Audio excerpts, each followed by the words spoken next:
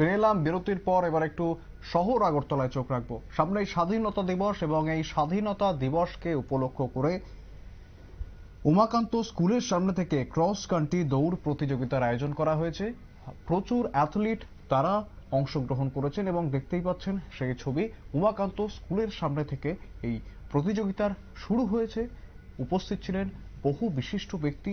তারা ঠিক কি জানাচ্ছেন এই প্রতিযোগিতা নিয়ে শোনাবো। প্রত্যেকবারে নেয় এবারও এই কর্মসূচি আমরা নিয়েছি। এটার সর্বাঙ্গীন সফলতা আমরা কামনা করছি। হরিদ্বার তিরঙ্গা কর্মসূচি 9 আগস্ট থেকে 15 আগস্ট পর্যন্ত আমরা এই রাজ্যে যথাযোগ্য মর্যাদার সঙ্গে উদযাপন করার প্রয়াস নিয়েছি। ইতিমধ্যে আমাদের ত্রিপুরা স্টেট এনএসএস সেলের উদ্যোগে এটা বর্ণাঢ্য হরিদ্বার তিরঙ্গা র্যালি হয়েছে। গতকালকেও এটা র্যালি হয়েছে যুব বিষয়ক ও ক্রীড়া দপ্তরের উদ্যোগে।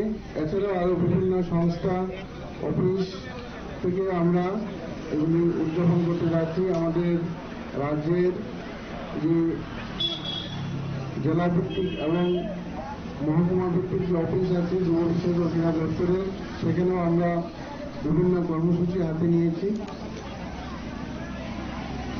বিভিন্ন অনুষ্ঠানের মাধ্যমে এই রিমার্কেবল ৭৮তম স্বাধীনতা দিবস উদযাপন উপলক্ষে আমাদের প্রয়াস চলছে।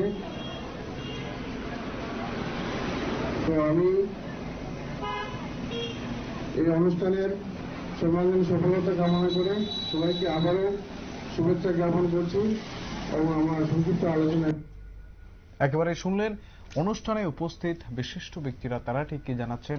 সামনেই ৭৮তম স্বাধীনতা দিবস, রাত পেরোলেই স্বাধীনতা দিবস এবং এই স্বাধীনতা দিবসকে উপলক্ষ করে গোটা সপ্তাহ জুড়ে বিভিন্ন কর্মসূচি গ্রহণ করেছেন তারা। বিভিন্ন র্যালি করেছেন, বর্ণাঢ্য র্যালি করেছেন। পাশাপাশি প্রধানমন্ত্রীর ডাকে সাড়া দিয়ে তারা হর ঘর তিরঙ্গা কর্মসূচি, সেই কর্মসূচিও পালন করছেন।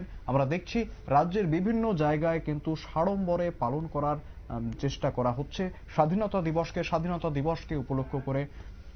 তারা হর ঘর তিরঙ্গা কর্মসূচি, পাশাপাশি স্বচ্ছ ভারত মিশন ইত্যাদি তারা পালন করছেন। এবং রাত পেরোলেই যেমনটা জানাচ্ছিলাম স্বাধীনতা দিবস, সকলেই হর ঘর তিরঙ্গা এই কর্মসূচি পালন করছেন।